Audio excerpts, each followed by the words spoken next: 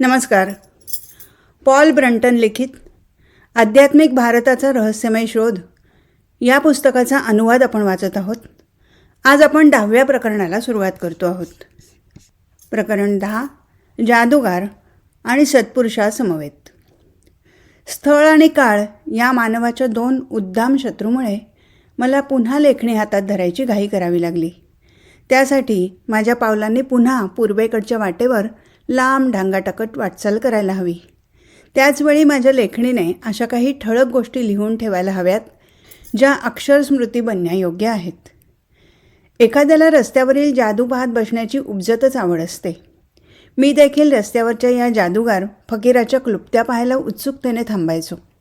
तरीही माझं मन तिथे फार काळ रमायचं नाही, कारण असे लोक जीवनातील महान रस्त्यावरचा पडदा उचलू शकत नाहीत.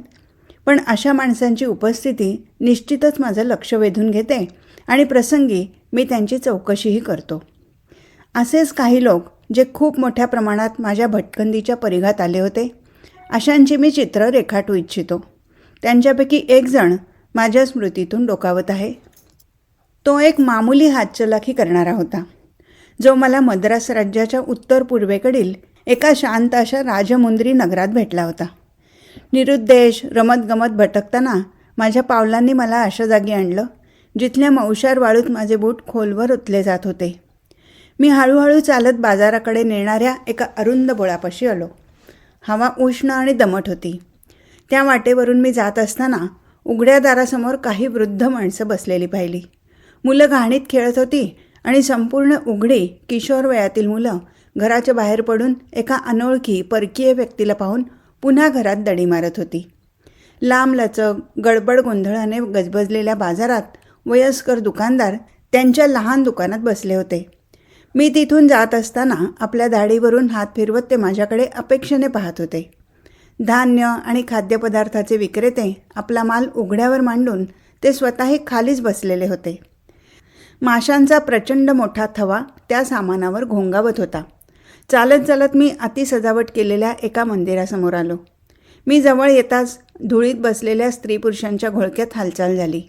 महारोगी, अपंग आणि कंगाल लोकांनीही भारतात देवळाला आणि स्टेशनला एकत्र जमण्याचं संकेतस्थळ बनवलं होतं, जिथे त्यांना भक्तगण आणि प्रवाशांकडून भिक्षा मिळू शकेल. श्रद्धाळू भक्तगण आवाज न करता उघड्या पायांनी मंदिरात शिरत होते. त्यांच्या पायांना लागलेली धूळ ही दगडी जमिनीवर त्यांच्या मागोमाग येत होती. त्या मंदिरात एक फेरफटका मारून पुजाऱ्याचं पूजास्थान बघून यावं का, असा प्रश्न माझ्या मनात आला.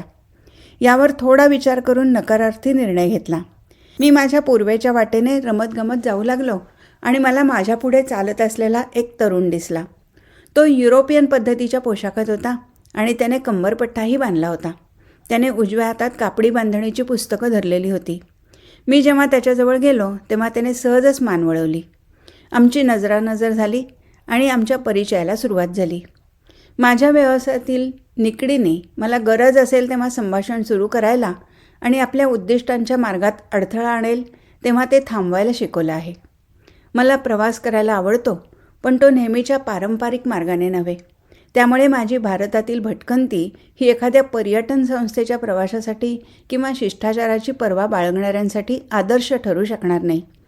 तो तरुण मुलगा एखाद्या मोठ्या स्थानिक विद्यालयात शिकत असावा. त्याला पाहून त्याचं सामान्य ज्ञान म्हणजे जनरल नॉलेज चांगलं असावं असं मला वाटलं. शिवाय त्याला त्याच्या देशाच्या प्राचीन संस्कृतीविषयी आस्था असावी असंही दिसत होतं. मी जेव्हा त्याला या विषयासंबंधी माझी अभिरुची सांगितली तेव्हा त्याचा आनंद गगनात मावेनासा झाला. त्यावेळी गांधीजींच्या चळवळीमुळे गोऱ्या सत्तेशी देशवासियांचे संबंध बिघडले होते. परिणामी भारतभर तीव्र वेदना आणि क्षोभाची लाट पसरली होती.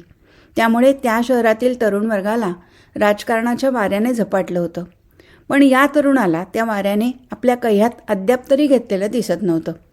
अर्ध्या तासानंतर त्याने मला एका मोकळ्या जागी नेलं. तिथे एक छोटा जमाव अपेक्षेच्या मनस्थितीने गोळा झाला होता.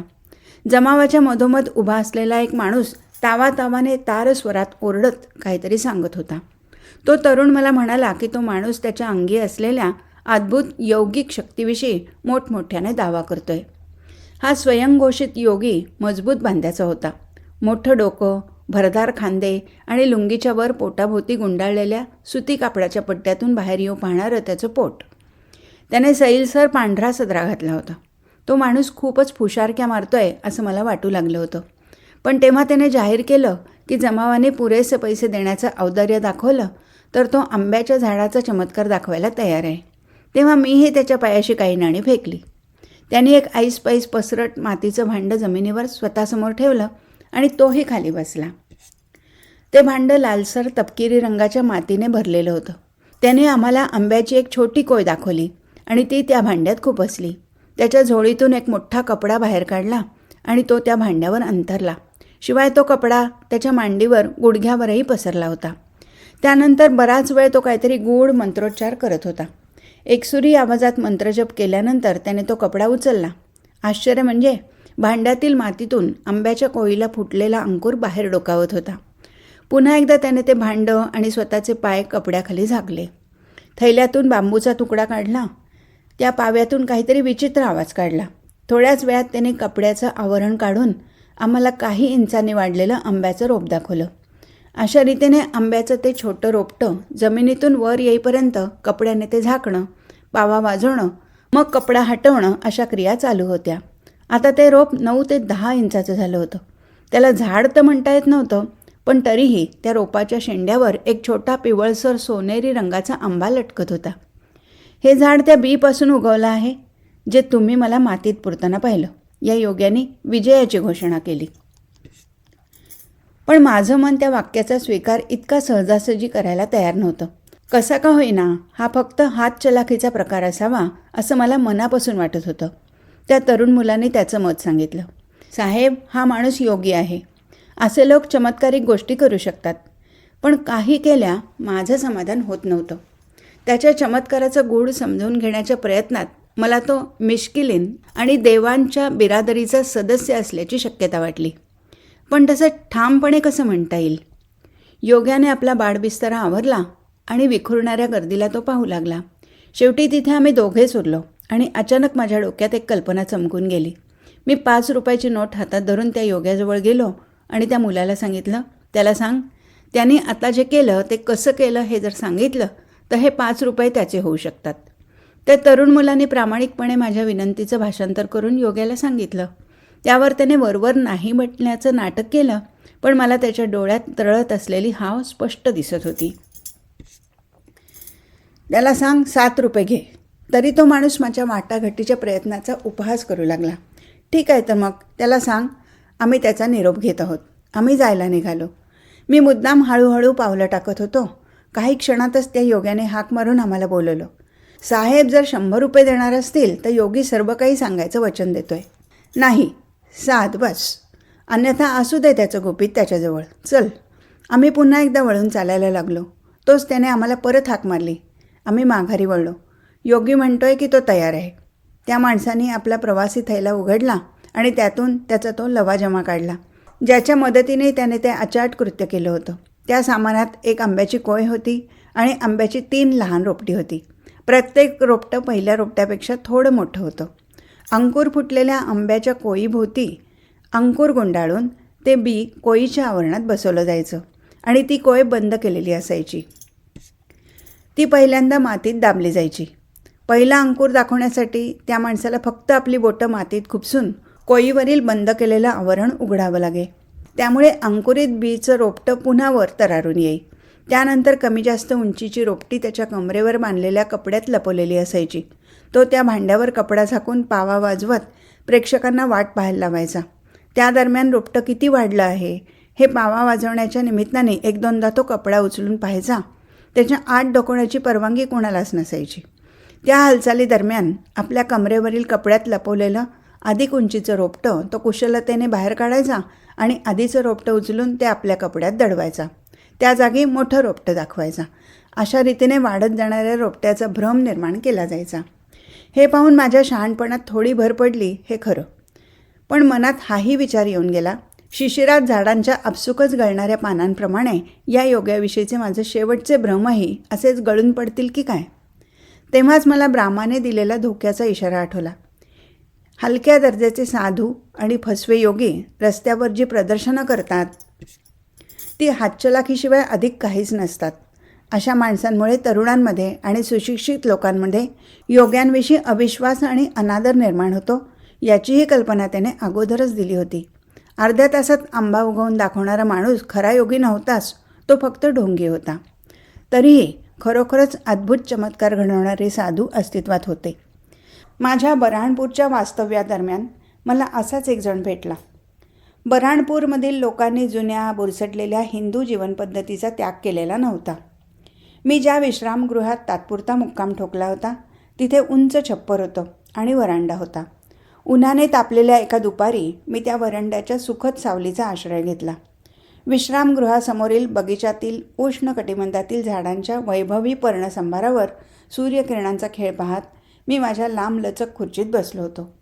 इतक्यात अनवाणी पायांची हळूवार चाहूल लागली.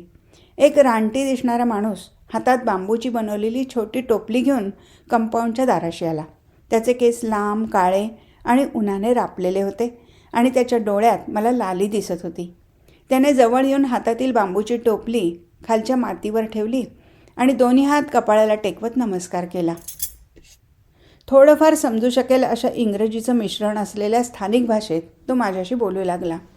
मला वाटतं तो तमिळमध्ये बोलत असावा, पण मला खात्रीने सांगता येणार नाही. त्याचे इंग्लिश उच्चार इतके वाईट होते की 3-4 शब्दापलीकडे मला काहीच कळू शकलं नाही. इंग्लिशमधून त्याच्या बोलण्याचा मी प्रतिकार करण्याचा प्रयत्न केला खरा, पण त्याला इतकं कमी इंग्लिश येत होतं की मला नेमकं काय म्हणायचं आहे हे तो समजू शकत नव्हता. त्याला समजावून सांगण्यासाठी माझं तमिळचं ज्ञान त्याहूनही तोकडं पडत होतं. आम्ही एकमेकांशी संवाद साधण्याचा बराच प्रयत्न केल्यानंतर फक्त आपल्या तोंडाची वाफ दवडत आहोत हे आमच्या दोघांच्याही लक्षात आलं. शेवटी त्यानेच सूज्ञपणा दाखवून हातवारे आणि चेहऱ्याच्या हावभावांचा वापर करून अशाब्दिक संवाद साधायला सुरुवात केली. त्याच्या टोपलीत काहीतरी महत्त्वाचं आहे जे तो मला दाखवू इच्छितो असं एकदाचं मला दर्शवण्यात त्याला यश मिळालं. मी त्याला बंगल्यात नेलं आणि एका नोकराला हाक मारली. तो त्याच्या भाषेवर इंग्लिशची थोडीफार शिंपण करू शकत होता. मी त्या नोकराला जमेल तसं दुभाषाचं काम करायला सांगून त्या माणसाला नेमकं काय सांगायचं आहे हे माझ्यापर्यंत पोचवायला सांगितलं. तो तुम्हाला साधूची जादू दाखवू इच्छितो मालक. उत्तम, दाखवू दे. तो किती पैसे मागतोय? तो म्हणतोय मालक खुशीने देतील तेवढे घेईन. ठीक, तर मग त्याला काय ते दाखवायला सांग. त्या फकीराचा अस्ताव्यस्त अवतार आणि तो कोण कुठला आहे याविषयीच्या अज्ञानाने मला चक्रावून सोडलं होतं. मला एकदम त्याचा तिटकाराच वाटू लागला होता. त्याच्या चेहऱ्यावरच्या हावभावावरून त्याच्या मनाचा थांग लागत नव्हता. त्याचं अव्यवस्थित ओंगळ रूप माझ्यातील कुतूहल वाढवत होतं. पण तो नेमका कोण हे माहीत नसल्यामुळे मी मात्र सावध होतो. त्याच्याभोवती चमत्कारिक ताकदीचं, अपरिचित सामर्थ्याचं एक वलय आहे एवढं मला जाणवत होतं. त्याने वरंड्याच्या पायऱ्या चढायचा प्रयत्न केला नाही. उलट एका वडाच्या झाडाखाली आसन जमवलं. वडाच्या लोंबकळणाऱ्या लांब पारंब्यांनी त्याच्या डोक्यावर छत्री धरली होती आणि त्या जमिनीकडे झेपावत होत्या. त्याने बांबूच्या टोपलीतून एक विंचू बाहेर काढून लाकडी ओबडधोबड चिमट्यात धरला. तो घाणेरडा दिसणारा कीटक चिमट्याच्या पकडीतून पळून जाण्याचा प्रयत्न करू लागला. चटकन त्या फकीराने आपल्या पहिल्या बोटाने त्याच्याभोवती मातीत एक वर्तुळ रेखाटलं. त्यानंतर तो जीव त्या वर्तुळातल्या वर्तुळात वळण्यासाठी धडपडू लागला. तो जेव्हा जेव्हा वर्तुळाच्या रेषेपाशी जायचा तेव्हा तेव्हा घुटमाळायचा. जणू त्याला तिथे एखादा अडथळा दिसत असावा आणि मग तो पुन्हा दुसऱ्या दिशेला वळवायचा. मी ती गोष्ट तळपत्या उन्हाच्या प्रकाशात बारकाईने निरखून पाहू लागलो. 2 मिनिटं हा खेळ चालल्यानंतर मी समाधान झाल्याचं दाखवलं. माझा हात उंचावला आणि त्याने त्या विंचवाला उचलून पुन्हा टोपलीत ठेवलं. त्यानंतर त्याने त्याच्या टोपलीतून 2 लोखंडी धारधार पातळ सळया बाहेर काढल्या. त्याने त्याचे काहीसे भीतीदायक वाटणारे लालसर डोळे मिटले. बहुधा पुढची जादू करण्याच्या योग्य क्षणाची तो वाट पाहत असावा. शेवटी त्याने त्याचे डोळे उघडले आणि एक सळई तोंडाकडे नेली. तिचं टोक समोरच्या दिशेने होतं. त्याने ती सळई जोराने गालाच्या आतून अशा रीतीने घुसवली की तिचा बराच भाग गालाबाहेर आला. जणू त्याला या छोट्या अघोरी कृत्याने समाधान वाटलं नसावं म्हणून त्याने दुसरी सळई डाव्या गालातून बाहेर काढली. माझ्या मनात एकाच वेळी आश्चर्य आणि तिटकाराची संमिश्र भावना निर्माण झाली. मी त्याचं हे कृत्य व्यवस्थित पाहिलं. याची जेव्हा त्याला खात्री पटली तेव्हा त्याने एका मागोमाग दुसरी सळई गालातून काढली आणि सलाम ठोकला. मी वरांड्याच्या पायऱ्या उतरून खाली गेलो आणि त्याच्या चेहऱ्याचं बारकाईने निरीक्षण केलं. दोन्ही गालांवर कळत नकळत उमटलेले रक्ताचे थेंब आणि त्वचेला पडलेलं छोटंसं छिद्र याशिवाय कोणतीच जखम दिसत नव्हती. त्या माणसाने मला खुणेनेच खुर्चीवर बसायला सांगितलं. मी पुन्हा एकदा वरंड्यातील माझ्या खुर्चीवर स्थिरावलो. मग तो थोडा वेळ ध्यानमग्न झाला. 2-3 मिनिटाच्या या अवस्थेत तो जणू पुढच्या धक्कादायक कृतीची मनातल्या मनात जुळवाजुळव करत होता. एखाद्याने आपल्या शर्टचं बटन खेचून हातात घ्यावं तितक्या शांत आणि निर्विकारपणे त्याने आपला उजवा हात उचलून उजव्या डोळ्यापाशी नेला आणि डोळ्याच्या खोबणीतून उजवा नेत्रगोल खेचून बाहेर काढला. आश्चर्याच्या धक्क्याने मी मागे सरलो. काही सेकंदानंतर त्याने बाहेर पडलेलं बुबुळ अधिक बाहेर ओढलं. त्यामुळे त्याचं बुबुळ त्याच्या गालावर रुळू लागलं. त्याला जोडणाऱ्या नसा आणि स्नायूंमुळे ते अधांतरी झुलत होतं. या भयानक दृश्याने मला मळमळल्यासारखं व्हायला लागलं. मला शिसारी आली. त्याने ते बुबुळ पुन्हा त्याच्या मूळ जागी बसवेपर्यंत मी अस्वस्थ होतो. त्याची जादू पुरेशी पाहून झाल्यानंतर मी त्याला चांदीचे काही रुपये बक्षीस म्हणून दिले. मी नोकराला सांगितलं की त्यांनी हे भयंकर कृत्य कसं केलं याचा खुलासा द्यायला तो तयार असल्यास तसं विचार. मालक, तो ते रहस्य सांगू शकणार नाही, कारण तो तशा वचनांनी बांधलेला आहे. वडील फक्त त्याच्या मुलाला शिकवतात. हे रहस्य फक्त कुटुंबापुरतंच मर्यादित असतं. त्याच्या अनिच्छेने मला फारसं वाईट वाटलं नाही, कारण या घटनेचा शोध घेण्याचं काम माझ्यासारख्या लेखकाचं नव्हतं. त्यासाठी एखाद्या डॉक्टर किंवा सर्जनची गरज होती. पुरीकडून येणारा जललहरीचा सौम्य मंजूळ ध्वनी माझ्या कानावर पडत होता. बंगालच्या खाडीवरून येणाऱ्या थंड वाऱ्याची मंद झुळूक सुखावत होती. मी किनाऱ्यावरच्या सामसूम असलेल्या भागातून चालू लागलो. पिवळसर पांढऱ्या वाळूचा विस्तृत पट्टा समोर पसरला होता आणि हवेत भरून राहिलेला उष्ण विस्तृत धुक्यातून दूरवरचं क्षितिज दिसत होतं. निळसर समुद्र इंद्रनील म्हणण्यासारखा चमकत होता. मी माझ्या खिशातून घड्याळ काढलं. तळपत्या सूर्यप्रकाशात ते चकाकू लागलं. मी आल्यापावली परत शहराकडे निघालो. माझ्यासमोर एक गूढ कोडं लवकरच उभं राहणार होतं. एका भपकेदार भडक कपडे घातलेल्या माणसाभोवती गर्दीने कोंडाळं केलं होतं. गर्दीत नाना तऱ्हेचे लोक होते, पण त्या माणसाचा फेटा आणि पायजमा तो मुस्लिम असल्याचं सांगत होता. हिंदूंचं प्रमुख वास्तव्य असलेल्या या शहरात मुस्लिमांना पाहून मी काळाच्या गतीवर विचार करत बसलो होतो. त्या माणसाने माझं कुतूहल चाळवलं होतं आणि माझ्यात उत्सुकता निर्माण केली होती. त्याच्याजवळ एक छोटं पाळीव माकड होतं आणि त्याला विदूषकासारखा विचित्र पोशाख घातला होता. तो त्या माकडाला वेगवेगळ्या गोष्टी करायचा हुकूम द्यायचा आणि ते माकडही माणसाइतकं बुद्धिपूर्वक त्याच्या मालकाच्या आज्ञेचं पालन करायचं. मी दुरून त्या माणसाच्या दृष्टीला पडताच त्याने त्या प्राण्याला काहीतरी सांगितलं. ते माकड त्या गर्दीतून उड्या मारत सरळ माझ्यासमोर उभं ठाकलं आणि त्याने आपल्या डोक्यावरून टोपी काढून माझ्यासमोर धरली. जणू ते माझ्याकडे बक्षीस मागत होतं. मी त्याच्या टोपीत 4 आण्याचं नाणं टाकलं. माकडाने नम्रतेने मान झुकवून अभिवादन केलं आणि ते आपल्या मालकाकडे परतलं. त्यानंतर त्या माणसाने आपल्या गळ्यात लटकवलेली पेटी वाजवायला सुरुवात केली आणि त्या संगीताच्या तालावर ते माकड छान नृत्य करू लागलं.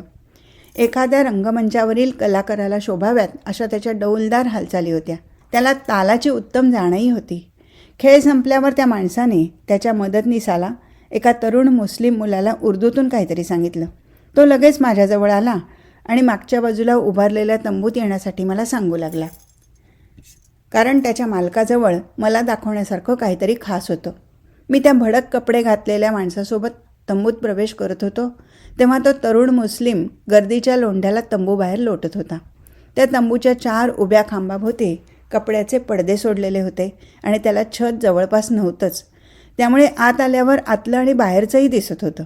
तिथे मधोमध एक सपाट हलकं लाकडी टेबल होतं. त्या माणसाने कपड्याचं आवरण उघडलं आणि आत लपेटलेल्या कित्येक छोट्या छोट्या बाहुल्या बाहेर काढल्या. प्रत्येक बाहुली 2 इंच उंचीची होती. त्यांची डोकी रंगीत मेणाने बनवली होती आणि पायाच्या जागी गवताच्या ताठ काड्या होत्या. बुटाच्या जागी चपटी लोखंडी बटणं लावली होती. नंतर त्या माणसाने सगळ्या बाहुल्या टेबलावर ठेवल्या.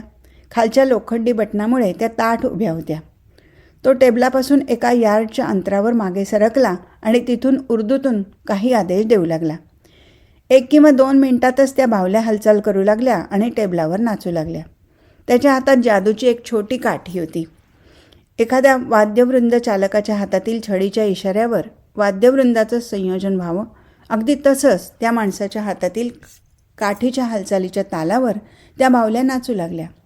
आणखीन एक मजेशीर बाब म्हणजे त्या बाहुल्या टेबलावर सगळीकडे नाचत फिरत होत्या, परंतु टेबलाच्या काठाजवळ आल्या म्हणजे खाली पडायचा काळजीपूर्वक टाळत होत्या.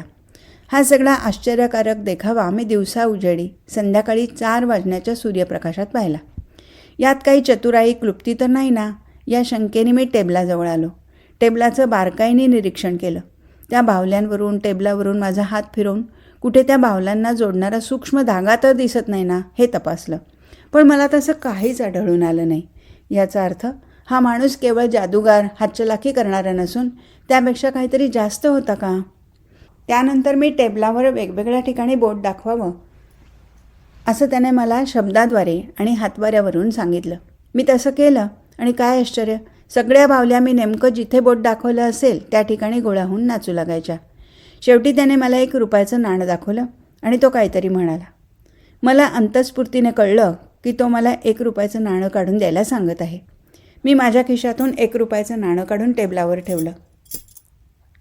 लगेचच ते नाणं नृत्य करत टेबलावरून त्या माणसाच्या दिशेने जाऊ लागलं.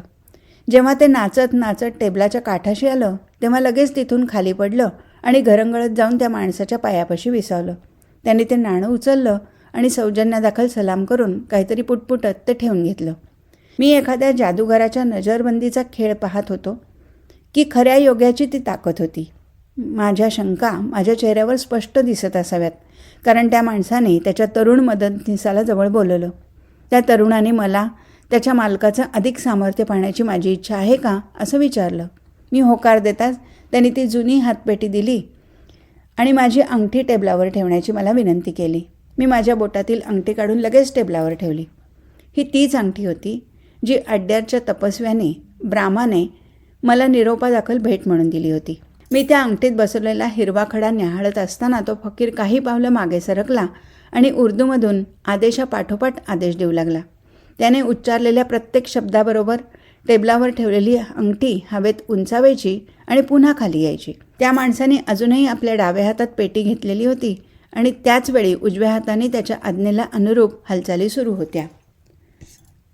आता त्याने पेटीवर संगीत वाजवायला प्रारंभ केला आणि त्या संगीताच्या लयीवर अंगठी नाचायला लागली. तो माणूस त्या अंगठीजवळही गेला नव्हता, ना त्याने अंगठीला स्पर्श केला होता. या उल्लेखनीय कार्यप्रदर्शनाबद्दल काय म्हणावं हे मला कळत नव्हतं. मी अवाक झालो होतो. एका निर्जीव पदार्थाला इतकं रहस्यमय गूढ कसं बनवलं गेलं असेल आणि त्याला शाब्दिक आदेशानुसार प्रतिसाद द्यायला कसं भाग पाडलं असेल हे मला काही केल्या समजत नव्हतं. त्या तरुण मदतनीसाने जेव्हा माझी अंगठी मला परत दिली तेव्हा मी तिचं बारकाईनं निरीक्षण केलं, पण तिच्यावर कुठलीच खूण किंवा चिन्ह उमटलेलं दिसलं नाही. पुन्हा एकदा त्या फकीराने त्याचं कापडी पाकीट उघडलं. त्यावेळेला त्याने त्या कपड्यात गुंडाळलेली चपटी गंजलेली लोखंडी सळई बाहेर काढली. ती साधारणतः 2.5 इंच लांबीची आणि 1/2 इंच जाडीची होती. तो ती सळई टेबलावर ठेवणार इतक्यात मी त्याला मध्येच अडवलं आणि ती सळई मला पाहू देण्याची विनंती त्याच्या तरुण मदतनीसाला केली. त्या दोघांनीही यावर कोणताच आक्षेप न घेता ती माझ्या हातात दिली आणि मी तिला बारकाईने निरखू लागलो. तिलाही कोणतेच धागेदोरे बांधलेले नव्हते. मी ती सळई त्यांना परत केली आणि टेबलावरून नजर फिरवली, पण संशयास्पद असं काहीच दिसलं नाही. ती सळई टेबलावर ठेवलेली होती. त्यानंतर त्या फकीराने आपले तळहात साधारण 1 मिनिटापर्यंत एकमेकावर घासले. नंतर तो थोडा पुढे वाकला आणि त्याचे हात त्या सळईवर अधांतरी धरले. मी सावधपणे त्याच्याकडे पाहत होतो. त्याने हळूहळू त्या सळईवर उंचावर धरलेले हात मागे घ्यायला आरंभ केला, पण त्याची बोटं अजूनही त्या सळईच्या दिशेने होती. पाहता पाहता ती गंजलेली सळई त्याच्या हातवाऱ्यांना अनुसरू लागली. मी आश्चर्याने पाहत राहिलो. ती आपोआपच कधी टेबलावर उंच जायची. फकीराच्या हाताच्या हालचालीनुसार तिच्या हालचाली व्हायला लागल्या. त्याची बोटं आणि ती सळई यांच्यात 5 इंचाचं अंतर होतं. त्याचे हात जेव्हा टेबलाच्या काठाशी येत तेव्हा ती सळई तिथेच जाऊन थांबायची. मी पुन्हा एकदा ती सळई हातात घेऊन पाहण्याची इच्छा व्यक्त केली. मला लगेचच तशी परवानगी दिली गेली. मी ती तत्काळ उचलून पाहिली, पण खास असं काही आढळून आलं नाही. तो फक्त भंगारमधला एक लोखंडी तुकडा होता. त्यानंतर त्या फकीराने हीच गोष्ट स्टील हँडल असलेल्या एका सुरीवर करून दाखवली. त्याने केलेल्या या असामान्य प्रदर्शनाबद्दल मी त्याला मोकळ्या मनाने बक्षीस दिलं आणि त्याविषयी अधिक जाणून घ्यायचा प्रयत्न केला. त्याने उदार होऊन त्यासंबंधी माहिती दिली. अशा गोष्टींसाठी ती वस्तू लोखंडी असावी लागते किंवा तिचा काही भाग तरी लोखंडाचा असावा लागतो, कारण लोखंडात काही ठराविक पारलौकिक गुणधर्म असतात. पण तो या कलेत इतका तरबेज झाला आहे की आता तो सोन्याच्या वस्तूवरही असे प्रयोग करू शकतो. मी मनातल्या मनात या रहस्याचा थांग मिळवण्याचा प्रयत्न केला. अचानक मला वाटलं त्या लोखंडी चिपेला एखादा लांबलचक केस बांधला असेल तर तो त्या चिपेच्या खाचेत बसून तिला हलवू शकतो आणि तरीही नजरेआड राहू शकतो. पण मग मला माझी नाचणारी अंगठी आठवली आणि फकीराचे दोन्ही हात पेटीवर होते आणि तो अंगठीपासून काही पावलं दूर अंतरावर होता हेही आठवलं. तसंच त्याचा सहाय्यकही बावल्यांच्या नाचाच्या वेळी तंबूच्या बाहेर उभा होता. तरीही या मामल्याची अधिक शहानिशा करण्याच्या हेतूने त्या माणसाची तो एक उत्कृष्ट जादूगार असल्याबद्दल आणि चांगली हातचलाखी करता येण्याबद्दल तारीफ केली. त्यावर त्याच्या कपाळावर आठ्या पडल्या. त्याने या विधानाचा जोरदार विरोध करत म्हटलं, मी ना जादूगार आहे ना हातचलाखी करणारा. मग तू नक्की कोण आहेस? मी आग्रहाने चौकशी केली. मी खरा फकीर आहे, त्याने त्याच्या सहकार्यामार्फत अभिमानाने उत्तर दिलं. त्याने सांगितलेल्या कलेचं नाव उर्दूत असल्यामुळे मला नीटसं कळलं नाही. मला देखील अशा विषयांमध्ये रस असल्याचं मी त्याला सांगितलं. होय, तुम्हाला पाहताच मी ते ओळखलं होतं, म्हणून तर मी तुम्हाला या तंबूत बोलवलं. त्याच्या बेफिकीर उत्तराने माझी मानसिक शांती थोडी ढळली. हो का? मी हावरेपणाने पैसा गोळा करीत आहे असा समज करून घेऊ नका. माझ्या स्वर्गस्थ गुरूची भव्य कबर बांधता यावी म्हणून मी हे करतोय. हे कार्य पूर्ण करण्याचा मी ठाम निर्धार केला असून ती कबर बांधून पूर्ण होईपर्यंत मी थांबणार नाही. त्याने त्याच्या जीवनाबद्दल थोडेफार सांगावं अशी विनंती मी केल्यावर त्याने थोडे आडेवेडे घेत नाराजीनेच माझी विनंती स्वीकारली. मी 13 वर्षाचा किशोर असताना मला माझ्या वडिलांच्या बकऱ्यांची देखभाल करावी लागायची. एके दिवशी आमच्या खेड्यात एक हाडकुळा संन्यासी आला. तो इतका बारीक होता की त्याला पाहून त्याची हाडं जणू त्याच्या कातडीचं आवरण फाडून बाहेर पडतील की काय अशी भीती वाटायची. त्याने आमच्याकडे एका रात्रीपुरता आसरा आणि खायला मागितलं. माझ्या वडिलांनी ते तत्परतेने दिलं. ते नेहमी सत्पुरुषांना आदराने वागवून त्यांचा सन्मान करायचे. पण कसा कुणास ठाऊक एका रात्रीपुरता केलेला त्याचा मुक्काम वर्षभरासाठी लांबला. आमच्या कुटुंबाला त्याचा अतिशय लळा लागला होता. तो जायला निघताच त्याने आणखी आमच्यासोबत राहावं आणि आमच्या आदरातिथ्याचा स्वीकार करावा म्हणून माझे वडील त्याला वारंवार विनवायचे. तो अत्यंत विलक्षण माणूस होता. त्याच्यात अद्भुत सामर्थ्य असल्याचं आम्हाला जाणवलं. एकदा संध्याकाळी आम्ही सगळेजण मिळून भात भाजीचं साधं जेवण जेवत होतो. त्यावेळी तो माझ्याकडे वारंवार बारकाईने पाहू लागला. तो असं का पाहतोय ते मला कळेना. दुसऱ्या दिवशी सकाळी बकऱ्या चरण्याच्या ठिकाणी तो आला आणि त्याने विचारलं, माझ्या बाळा, तुला फकीर व्हायला आवडेल का? फकीराचं जीवन कसं असतं याबद्दल मला काहीच माहीत नव्हतं. पण त्या जीवनातील मोकळेपणा, स्वातंत्र्य आणि वेगळेपणाने मला आकर्षित केलं म्हणून मी त्याला फकीर बनायला माझा होकार कळवला. तो माझ्या आईवडिलांशी बोलला आणि 3 वर्षांनी मी थोडा मोठा झाल्यावर मला त्याच्याबरोबर घेऊन जाणार असल्याचं त्याने सांगितलं. विचित्र गोष्ट म्हणजे 3 वर्षानंतर तो परत येईपर्यंत माझे आईवडील दोघंही मरण पावले होते. त्यामुळे तो आल्यावर त्याच्यासोबत जायला मी मोकळा होतो. नंतर आम्ही खेडोपाडी भटकत राहिलो. तो माझा गुरु म्हणून आणि मी त्याचा शिष्य म्हणून दूरवर फिरलो. आज तुम्ही जे काही चमत्कार पाहिले ते खरं तर त्याचे आहेत, कारण त्यानेच मला चमत्कार कसे करावेत हे शिकवलं. या गोष्टी शिकायला सोप्या असतात का? मी विचारलं. फकीर हसला. अनेक वर्षांच्या कठोर तपश्चर्येनंतरच माणसाला या गोष्टीचं कसब सापतं, तो म्हणाला. का कुणास ठाऊक, पण मला त्याच्या बोलण्यातील सत्यता पटली. तो प्रामाणिक आणि हसतमुख माणूस दिसत होता. मी जरी संशयी स्वभावाचा होतो तरी मात्र मी त्यावेळी माझ्या संशयीपणाला लगाम घातला. त्या तंबूबाहेर धडपडत पाऊल ठेवत असताना आत्तापर्यंत मी एका असाधारण स्वप्नात होतो की काय हे मला कळत नव्हतं. इतक्यात एका सुखद वायुलहरीने मला भानावर आणलं. दूरवरच्या कोंपणात झुकलेल्या दिमागदार नारळीच्या फांद्यातून ती झुळूक आली होती. मी जसजसा पुढे पाऊल टाकू लागलो तसतसं त्या माणसाने केलेलं अचाट कार्य जास्तच अद्भुत वाटू लागलं. त्या माणसाने काहीतरी युक्ती केल्याची शंका घ्यायला मला आवडलं असतं, पण त्याचं चरित्र अगदी प्रामाणिक असल्याचं दिसत होतं. मग या भौतिक वस्तूंना कोणत्याही दृश्य संपर्काविना हालतं चालतं करण्याच्या कलेचा खुलासा तरी कसा करता यावा?